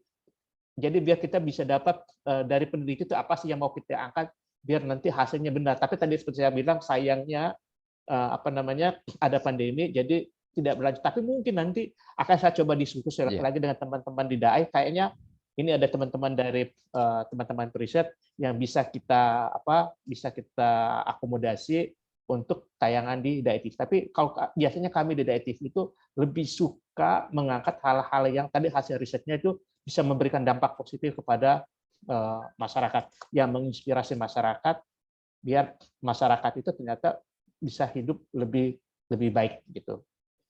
Itu sih Pak. Nanti mungkin bisa kita obrolin lebih lanjut, karena menurut saya ini waktu yang tepat karena kita akhirnya bisa saling berkolaborasi gitu. Terima kasih Mas Paulus. Ya. Terima kasih Pak. Pak Paulus saya lanjutkan lagi ya. Cuman izin Pak Mawan, Pak Dian, mungkin untuk pertanyaan kali ini saya angkat dulu yang di chat dulu. Mohon izin ini teman-teman Pak dari Ibu Eki dari Jogja. Pertanyaannya adalah apakah Dai TV sudah melakukan literasi terkait tindak kekerasan seksual baik di ranah domestik maupun publik, karena masalah kekerasan seksual ini mungkin lagi marak ya Pak akhir-akhir ini, karena memang Dai TV kan juga sebagai media yang memiliki tanggung jawab untuk proses pembelajaran bagi masyarakat. Nah, terima kasih Ibu. Setahu saya, karena saya Tidak itu udah ada banyak program, Bu. Tapi biasanya teman-teman akan mengangkat juga, karena kalau saya kan sebenarnya anggota di Aliansi Jurnalis Indonesia juga. Nah, teman-teman di AJI itu banyak kegiatan atau perlombaan yang berkaitan dengan tadi kekerasan seksual. Dan biasanya teman-teman di DAI-TV selalu ikut juga, mereka ngambilin topik-topik tertentu dan bisa kita angkat juga untuk ditayangkan. Yang terbaru contoh kita ngangkatnya tentang bagaimana DAI-TV tentang transgender. Jadi bagaimana kita pun harus memperlakukan mereka secara positif juga gitu. Atau juga ada bahkan pernah program kita, Bu, itu diundang ke Jepang, ke Kyoto University, pusat studi Asia, karena waktu itu kita mengangkat tentang dialita. Dialita itu kelompok ibu-ibu yang mereka dicap sebagai PKI, tapi sebenarnya belum ada keputusannya. Nah, tapi DAI-TV tidak mengangkat PKI-nya. DAI-TV lebih mengangkat bahwa ibu-ibu ini menggunakan kekuatan sosial mereka. Mereka itu nyanyi bersama, melakukan kegiatan sosial untuk menyembuhkan diri mereka sendiri. Setelah mereka menyembuhkan diri mereka sendiri, mereka bisa menerima perlakuan yang kurang adil, kemudian bisa membantu sesama. Dan dokumenter yang kita bikin ini ternyata mendapat penghargaan juara dari Kyoto University, dan teman-teman kita diundang ke sana untuk sharing di pusat studi Asia tentang bagaimana sih proses pembuatan dokumenter ini, karena menurut mereka sangat menarik gitu. Terima kasih, Ibu. Sudah dijawab ya tadi untuk Ibu Eki. Selanjutnya dari chat juga, Bapak. Ini menarik juga nih, Pak. Dari Ibu Saraswati Sugiharto. Pertanyaan adalah, apakah DAI-TV mempunyai pendekatan sistematis dalam menyebarkan nilai baik? Tantangan apa yang dialami oleh DAI-TV dalam menyebarkan nilai baik ke masyarakat? Terima kasih, Bu. Kalau pendekatannya sih sebenarnya nggak ada. Tapi kita merasa memang tantangannya sangat berat, karena tadi saya bilang, budaya masyarakat kita menonton TV itu untuk hiburan. Beda mungkin ke orang luar yang menonton TV untuk mendapatkan inspirasi dan lain sebagainya. Dan sayangnya konten-konten baik, konten-konten positif dari TV ini kan tadi sudah seperti yang Mas Firman bilang tadi, ya secara rating kita tidak terlalu bagus. Dan sebenarnya bukan hanya dari TV, mungkin saya ngambil contoh program tetangga sebelah kayak Kick Andy, itu sebenarnya ya programnya bagus, tapi ratingnya pasti akan kalah dengan program yang lawak atau sinetron.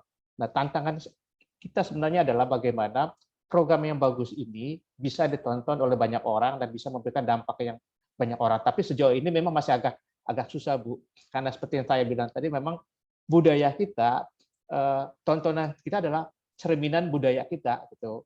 Nah, mungkin kalau kita suka membaca atau suka menonton yang positif, ya bisa kan referensi tontonannya yang positif. Tapi kalau memang tadi seperti saya bilang, kelas sebagian besar kelas menengah ke bawah, jadi tontonannya pun ya tontonan yang kurang mendidik. Jadi ya tantangan kita adalah bagaimana tayangan kita ini bisa diterima oleh banyak orang, bisa ditonton. Tapi sejauh ini ya saya jujur saja memang agak susah. Mungkin untuk lokal Jakarta, kan kita punya TV lokal Jakarta, DAI-TV termasuk yang oke. Tapi kalau untuk level nasional agak kurang. Tapi untungnya adalah DAI-TV itu sangat aktif untuk ikut perlombaan di dalam maupun di luar negeri. Dan biasanya kalau ikut perlombaan, biasanya program-program yang kita bikin itu selalu mendapat juara. Seperti yang saya bilang tadi, kita diundang oleh Kyoto karena menurut mereka program kita ini bagus. Tapi apakah program itu ditonton oleh masyarakat Indonesia? Saya kira sih nggak banyak yang nonton juga, Bu. Memang agak ini ya, Pak ya, apalagi soal ya tadi minat masyarakat ini kadang berubah-ubah tergantung tren. Ya. Tadi seperti yang saya bilang, sebenarnya tantangan kita saat ini adalah kan dengan sosial media. Nah, mungkin ini bisa menjadi kajian juga teman-teman di riset, karena sosial media ini mungkin 5-6 tahun ke depan akan mendominasi televisi. Jadi orang sekarang ini orang udah jarang nonton TV, Pak, udah jarang baca koran, tapi semuanya ada lewat sosial media, lewat TikTok, WhatsApp, dan seperti yang saya bilang tadi, informasi-informasi yang disampaikan di sosial media itu berdasarkan riset juga ini, yang mungkin 80-90% adalah hoax. Dan sayangnya kita percaya pada informasi-informasi itu. Sementara kalau kami, atau kalau teman-teman di media, terutama TV, kita kan terikat kode etik, meskipun ada juga beberapa TV yang melakukan kesalahan, tapi tidak banyak. Tapi biasanya berita yang disampaikan oleh TV itu sudah melalui verifikasi dan biasanya kebenarannya itu sudah cukup terbukti. Tapi belakangan kan TV ini udah mulai kalah sama sosial media, makanya ya agak susah juga gitu. Bagaimana nanti ke depan hoax ini bisa merajalela di antara penduduk. Karena mungkin kita zaman dulu tuh bilang beredel itu dengan melarang siaran, melarang untuk menerbitkan koran dan lain sebagainya. Saat ini beredel itu bisa dilakukan dengan kita memberikan informasi sebanyak-banyaknya. Jadi orang kemudian merasa sulit mana yang benar, mana yang salah. Jadi ya satu berita keluar, nanti akan ada banyak berita yang berkaitan dengan satu topik, tapi ternyata angle-nya berbeda-beda. Nah, makanya media, terutama TV konvensional memiliki tugas yang penting juga, biar masyarakat kita ya tidak terjebak juga. Baik Pak, terima kasih Pak untuk jawabannya. Mungkin selanjutnya kita lanjutkan ke penanya langsung ya Pak ya. Untuk Bapak silakan. Pak Irmawan.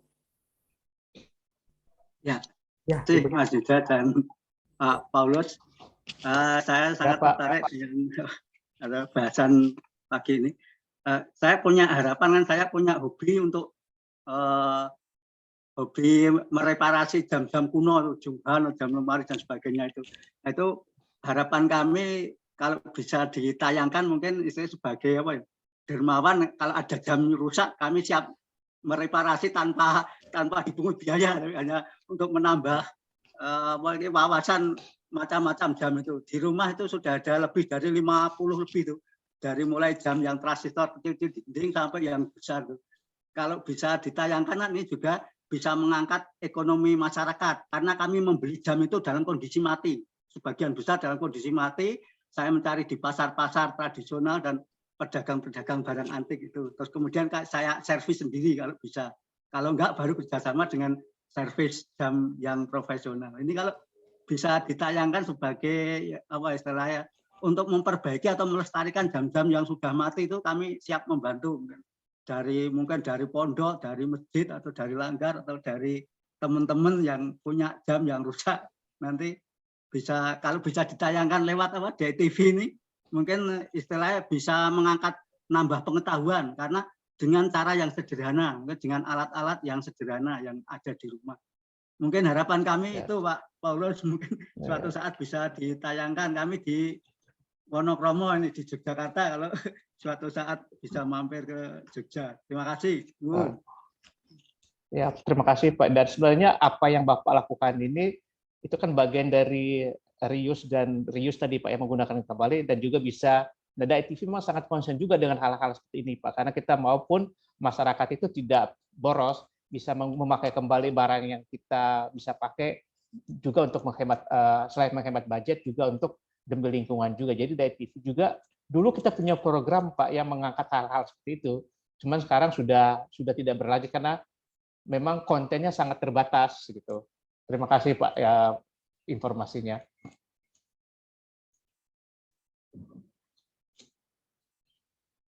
Baik Pak Irmawan, mungkin kali ada waktu saya ke sana mulai jam-jamnya. Iya. Silakan Mas Yuda. Kalau ke Jogja.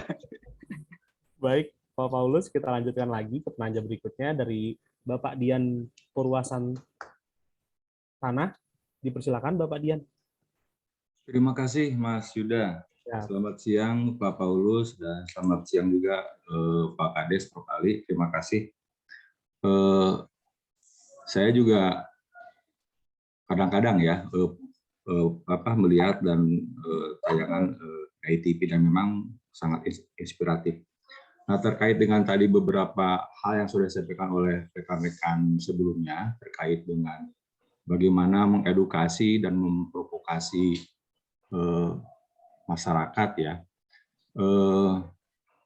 Mungkin ini terkait dengan mekanisme kerjasama Pak Paulus. Apakah bisa dan dimungkinkan diformalkan gitu? apakah MOU dengan BRIN ataupun dengan OR ataupun karena kan kalaupun memang kita mau merumuskan perjanjian kerjasama untuk membackup dan melakukan apa yang tadi diharapkan oleh beberapa rekan peneliti, itu kan mungkin harus secara diformalkan gitu. Nah, terkait dengan kerjasama itu, apakah memungkinkan diformalkan gitu lewat perjanjian kerjasama kah atau MOU sebagai payung hukum untuk PKS tadi? Itu pertama. Terus kedua, terkait dengan tadi Pak Paulus menyampaikan bahwa Pak Paulus juga aktif di Aliansi Jurnalis Indonesia gitu ya. Nah, apakah AJI itu juga masuk di salah satu komponen yang di dalam kelembagaan KPI, Komisi Penyiaran Indonesia gitu. Nah, saya punya pandangan untuk mengedukasi dan memprovokasi ke hal-hal yang positif ke masyarakat ya, untuk tidak terperangkap kepada tayangan-tayangan yang sifatnya hedonistik, kemudian apalagi sinetron dan FTV di kita itu kan lebih banyak kepada tontonan ya, bukan kepada tuntunan gitu. Nah, apakah dimungkinkan enggak? Artinya secara kelembagaan, kalaupun Pak Paulus secara personal ataupun secara kelembagaan dari TV masuk di KPI, itu memberikan saran masukan bagaimana memformulasikan tayangan-tayangan di media televisi gitu. Oke, karena memang beberapa TV itu memang basisnya ya untuk mencari keuntungan, mencari rating gitu. Sehingga yang sifatnya edukasi, inspirasi itu menjadi nomor sekian gitu. Nah, apakah bisa nggak kita katakanlah menembak yang terkait dengan kebijakannya gitu. Kebijakannya dalam hal ini di lembaga Komisi Penyiaran Indonesia, sehingga misalnya saya syukur-syukur ada semacam persentase ataupun kewajiban dari media TV itu sekian persen untuk tayangan-tayangan yang sifatnya mengedukasi, menginspirasi gitu. Jangan saya melihat siaran itu lebih kepada hal yang sifatnya mimpi-mimpi ataupun cerita-cerita yang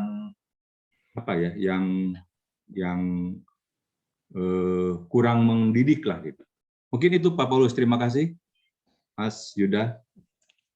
Baik, Pak. Ya, terima kasih Pak Dian terkait kerjasama. Nah kan nanti setelah ini mungkin saya akan ngobrol ke manajemen di DITV.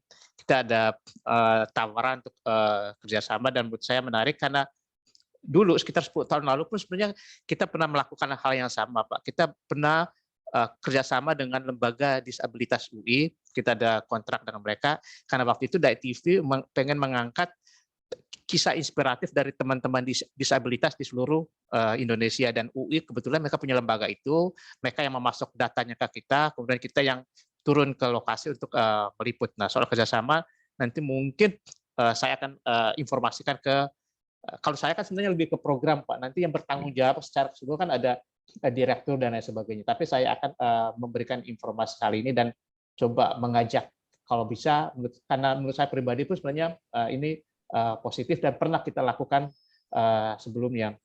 Nah, terkait AJI, kalau saya di AJI itu hanya sebagai anggota Pak, tapi AJI itu sebenarnya dia lembaga independen sama seperti PWI, Persatuan Wartawan Indonesia.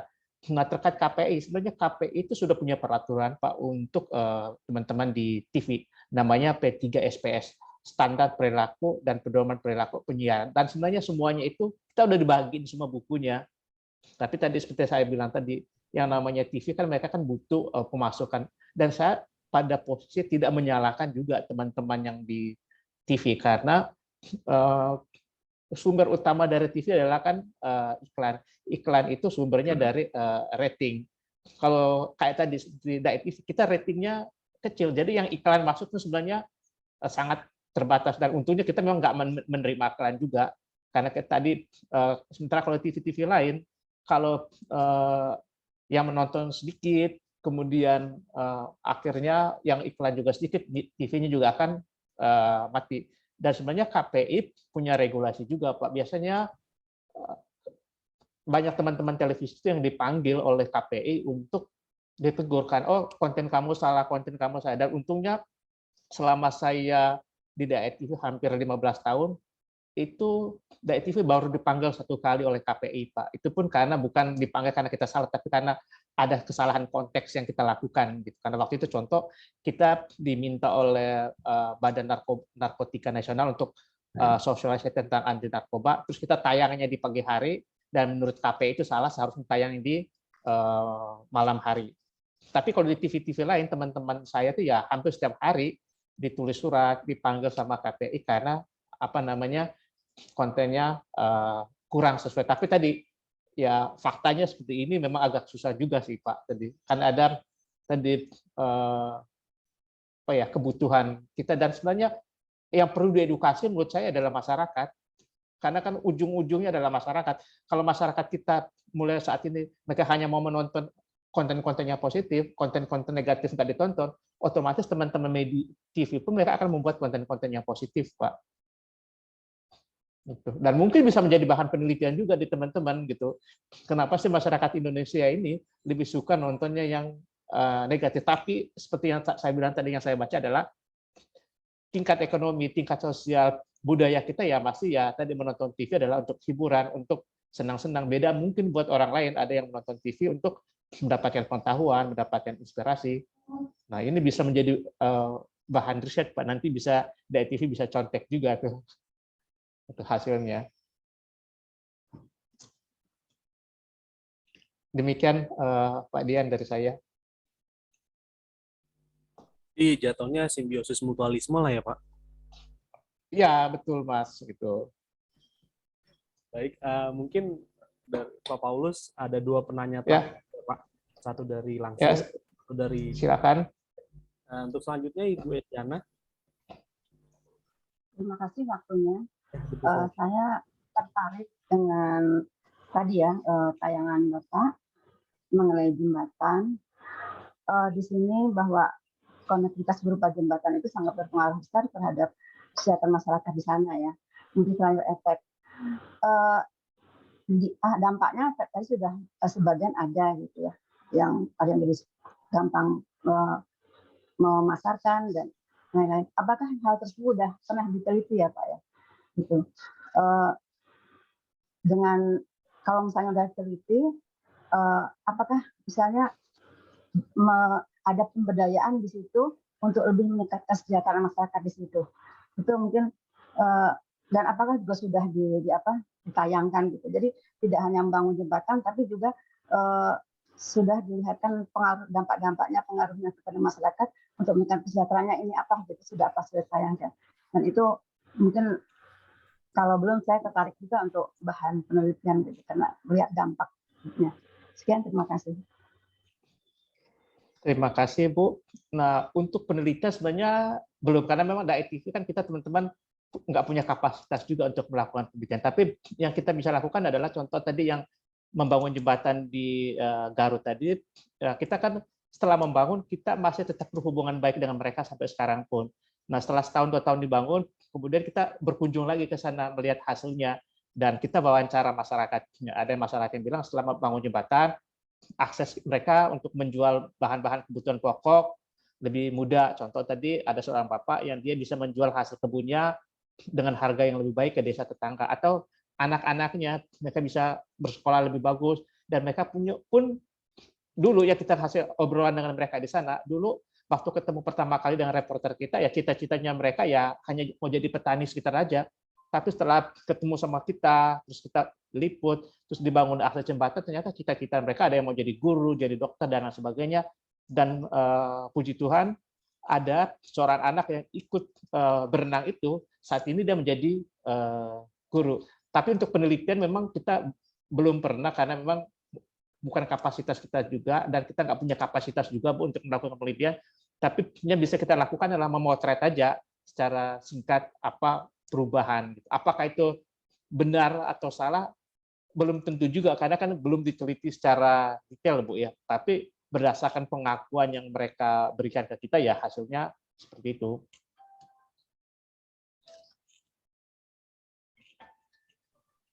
Sudah Ibu Eliana?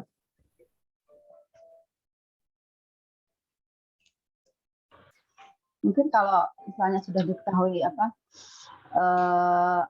pendidikan kesejahteraan apa, dampaknya apa, kan mereka nanti ada yang perlu diberdayakan ini dan dari pemerintah daerah maupun dari orang-orang yang punya keinginan untuk meningkatkan, itu bisa masuk dengan tahu kekurangan gitu. Mungkin itu pemikiran saya untuk pemberdayaan. Terima kasih. Mungkin masukannya ya, bukan kita tadi sudah membuat liputan kemudian dibikin di jembatan yang di Garut, bisa menjadi bahan penelitian juga dampaknya ke mereka, karena secara sekilas sudah mereka menyampaikan itu ada dampaknya. Atau tadi seperti saya bilang, Yayasan Budaya Suci itu membangun sekitar 6 jembatan di Jawa Barat karena memang tujuannya jadi untuk mempermudahkan mereka bisa menjadi bahan penelitian juga, dan biasanya nanti kalau pada bahan penelitian itu DITV akan bisa bantu untuk melakukan peliputan dan penayangan, akan lebih cepat karena kan yang dibangun oleh Yayasan Suci hasil penelitian, dan Yayasan Suci itu bekerjasama dengan pemerintah provinsi Jawa Barat juga, dan biasanya kita akan diminta juga untuk meliput gitu, Bu. Terima kasih. Ibu, terima kasih. Ini penanya terakhir ya, Pak Paulus ya, Pak? Ya, silakan. Penanya terakhir dari Ibu Atin Priyanti. Apakah memungkinkan program bantuan tersebut yang tadi ya, Pak, yang jembatan dan lain-lainnya, tidak hanya memberikan ikan, tapi juga memberikan kail, sehingga bantuan yang diberikan dapat lebih memberdayakan mereka untuk memiliki usaha yang bisa lebih sustain. Syukur-syukur kalau hal ini bisa direplikasi dalam komunitas lainnya, sehingga dapat terdistribusi lebih masif. Bisa jugakah bekerja sama dengan BRIN untuk mengimplementasikan hasil-hasil riset, sehingga diseminasi juga bisa berlangsung? Boleh. Terima kasih. Dan sebenarnya prinsip itu yang selama ini yang selalu DITV dan Yayasan Suci tekankan. Jadi kita memberi bantuan itu bukan memberikan ikan, tapi kail. Tapi memang ada kondisi tertentu ya kita harus memberikan ikannya juga, Bu, karena mungkin keadaannya mendesak. Tapi dalam banyak proses yang kita lakukan, contoh tadi yang di mimpi jadi nyata itu, mimpi itu akan kita wujudkan kalau mimpinya mereka memang untuk kepentingan jangka panjang. Contoh ada beberapa mimpi yang ibu yang dia pengen usaha mesin jahit biar kondisi keluarganya lebih bagus, dan itu yang kita wujudkan ketimbang mimpi yang cuman untuk yang sesaat. Tapi tadi karena kadang-kadang kita di TV ada perlu kombinasi juga sih, Bu. Dan sebenarnya, nah ini ada tawaran dari saya, kita punya program mimpi jadi nyata.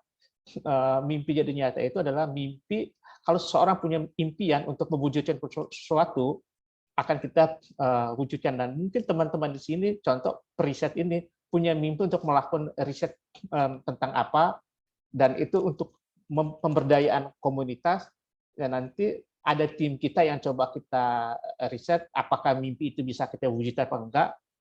Nanti biasanya akan kita datangkan ke studio, nanti kita akan sandingkan dengan beberapa orang, nanti akan kita pilih apakah mimpinya terwujud. Kalau mimpinya terwujud, biasanya kita akan biayain gitu. Tapi kalau tidak terwujud, mungkin ada mimpi keduanya yang kita wujudkan, dan kita sebutnya sebagai proses perwujudan mimpi. Begitu sih, Mas.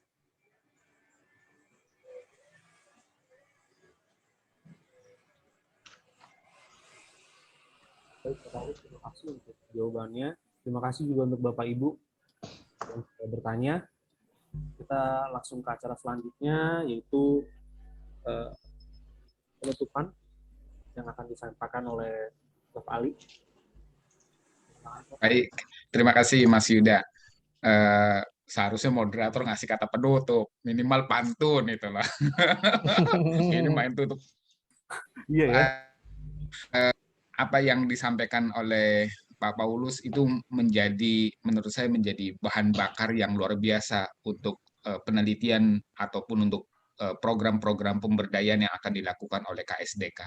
Jadi apa yang tadi 3 prinsip utama di Taat TV, misalnya tentang kebenaran, kebajikan, keandalan, itu menurut saya itu hampir sama visinya dengan kami punya prinsip ya Pak, bahwa ilmu pengetahuan itu kan harus mendorong pada kebenaran, kemudian mengarahkan kepada kebajikan dan keandalan dan seterusnya. Apalagi visi lembaga kami itu di KSDK itu adalah membangun desa secara beradab, Pak. Jadi membangun desa secara beradab itu hampir sama dengan kata kebajikan di situ sebenarnya. Jadi ya mudah-mudahan kita kedepannya bisa berkolaborasi lah, baik dalam hal pendampingan, kemudian dalam hal pemberdayaan, maupun kemudian saling tukar ide dan seterusnya. Tadi saya kebayang kalau ada mimpi menjadi nyata yang awalnya pada umumnya adalah sifatnya personal, individual. Saya membayangkan mimpi lembaga pejuang mimpi itu kemudian bisa diterjemahkan oleh Taat TV dengan bekerja sama dan mendampingin kami di dalam proses kegiatan riset dan pendampingan pemberdayaan komunitas itu. Nah, ada beberapa hal yang sebenarnya bisa kami tawarkan, Pak, untuk program kepada Taat TV, khususnya dari hasil-hasil penelitian yang pernah kami lakukan. Misalnya begini, tadi Bapak menyebut tentang Tionghoa ya, dan kemudian aktivitasnya kepada masyarakat umum dan seterusnya. Jadi misalnya tulisan saya tentang Bakpia Patuk 25, saya kasih judul tentang Babahe dan Bakpia, itu manis bakpia, manis rakyatnya. Jadi bagaimana kemudian perjuangan beliau, Pak Angeling ini, memberikan kontribusi besar bagi kehidupan masyarakat sekitar maupun masyarakat umum. Dan itu alhamdulillah, itu kalau dijadikan cerita menjadi sesuatu yang menarik. Satu. Lalu yang kedua, misalnya kasus Alor. Kasus Alor, Nusa Tenggara Timur, ada sosok namanya Pak Karim. Merestui tanah, menyejahterakan kesulungan, hak kesulungan. Jadi memang beliau adalah ketua adat, tetapi kemudian bukan sekedar ketua adat yang secara formal membagi-bagi tanah, tetapi juga ada nasihat, ada peruntukan dan sebagainya. Jadi saya membayangkan ada siaran mengenai Karim merestui tanah, menyejahterai kesulungan itu.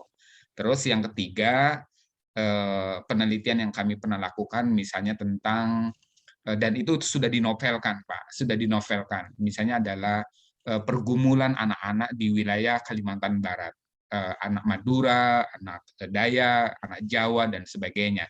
Saya membayangkan ini bisa dibingkai menjadi sebuah film dokumenter ataupun sebuah siaran langsung, bukan siaran apalah ya namanya di Taat TV itu. Misalnya adalah judulnya Selembayung Merah Putih, Harmoni Berbeda Agama. Itu akan menjadi sesuatu yang menarik.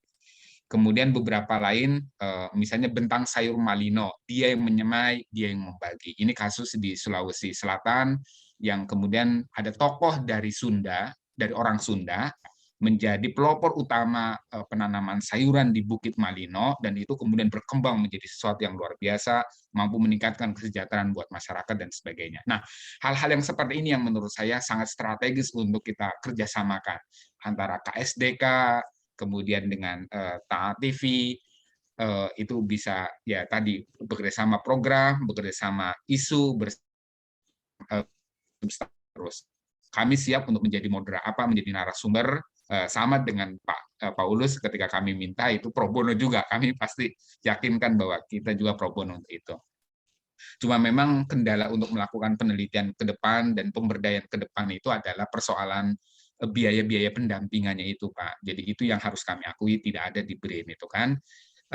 Saya kadang mau bertanya sama Pak Paulus adalah sebenarnya mekanisme seperti apa yang bisa kemudian kita kembangkan, kerjasama fisik ya, kerjasama yang artinya betul-betul afirmasi aksi di masyarakat antara KSDK, kemudian Taat TV dengan Yayasan Seci. Ini yang menurut saya ingin mendapatkan konfirmasi supaya kami juga ya minimal bisa mendorong beberapa program kami untuk bisa dimasukkan ke Taat TV dan Yayasan Seci. Jadi ini menurut saya perlu konfirmasi dari Bapak supaya kami menyiapkan panduannya, menyiapkan rancangannya dan sebagainya. Tetapi secara umum tadi ada 13 penanya yang ramai Pak. Ini berarti ini adalah pertemuan yang sangat ramai dan berarti ada rasa ingin tahu dari apa yang disampaikan oleh Bapak. Terima kasih telah memberikan pencerahan buat kami. Tetapi saya minimal minta konfirmasi dari Bapak yang tadi pertanyaan tadi. Terima kasih. Saya persilakan Pak Paulus. Ya, Sebagai terima closing kasih, remark. terima kasih Prof. Nah, pertanyaannya gini, kalau dari TV kan fokus kita di penyiaran, biasanya kita lebih melakukan penyiaran dan lain sebagainya.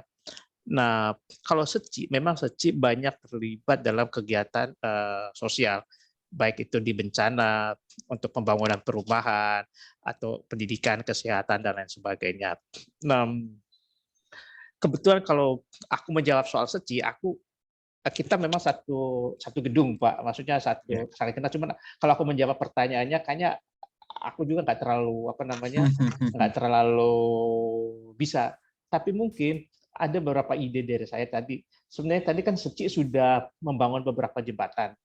Nah, untuk lebih mendekatkan tadi, mungkin bisa jembatan-jembatan yang dilakukan SECI itu bisa menjadi objek penelitian. Apakah dari hasil penelitian itu ternyata memberikan dampak yang besar loh bagi ini, dan di situ kan ada nama yayasan Buddha SECI, atau juga mungkin berkaitan dengan penelitian yang berkaitan dengan kebencanaan, karena SECI termasuk yang sangat aktif membantu di daerah-daerah bencana. Saya ngambil contoh kayak di Aceh, SECI itu membangun sekitar 6.000-an rumah lebih di Aceh untuk masyarakat di sana, atau di Palu saat ini SECI baru membangun ribuan juga rumah di Palu, dan mungkin bisa menjadi bahan penelitian di sana, dan nanti setelah menjadi bahan penelitian kan bisa mencari relawannya, karena basisnya SECI kan relawan. Setelah ketemu sama relawannya ketemu sama peneliti, ada hubungan yang lebih intens dan mungkin bisa saling berkolaborasi. Dan saat ini sebagai informasi, memang SECI itu lebih banyak bekerja sama dengan NU Pak, karena NU kan banyak melakukan ini, jadi lebih banyak bekerja sama. Dan menurut saya SECI atau DAITIV juga sebenarnya punya kepentingan untuk bekerja sama dengan teman-teman dari periset, karena tadi poinnya kita kan tadi kebenaran itu, dan kebenaran itu kalau kita media kan belum tentu yang kita siarkan itu benar Pak, tapi yang terlihat aja. Tapi kalau teman-teman dari periset kan minimal 100% sudah melakukan riset dan kajian, dan itu pasti sudah benar. Itu sih Prof, jawaban saya. Minta maaf kalau mungkin kurang memuaskan gitu. Sangat memuaskan, dan saya kira itu berarti sesuatu yang bisa ditindaklanjutin ke depannya oleh teman-teman di KSDK, dan ini PR terbesarnya bagi kami. Nanti barangkali saya akan meminta narasumber dari Yayasan SECI, Pak. Mungkin ya, langsung dari Yayasan SECI. Nanti mungkin mohon kontak Bapak, dari Bapak lah yang bisa menghubungkan antara kami dengan entah direktur di SECI atau apa, supaya bisa menjadi narasumber dari satu tema temu sivitas, misalnya tentang kebencanaan dan sebagainya. Seperti itu Pak. Secara umum kami mengucapkan banyak terima kasih atas pencerahan yang diberikan Bapak kepada kami semuanya. Terima kasih ya Pak ya. Dan mohon maaf kami belum bisa secara maksimal kalau orang Jawa menguongke Bapak itu, mengorangkan, memanusiakan Bapak. Mohon maaf kalau ada kata-kata yang kurang berkenan atau perilaku di antara kami yang kurang baik. Terima kasih Pak.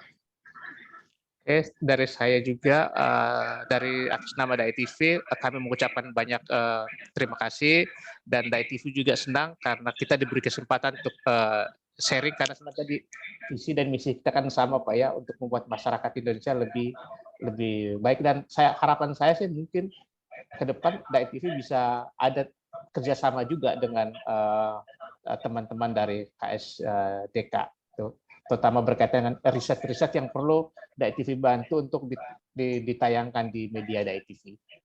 Baik.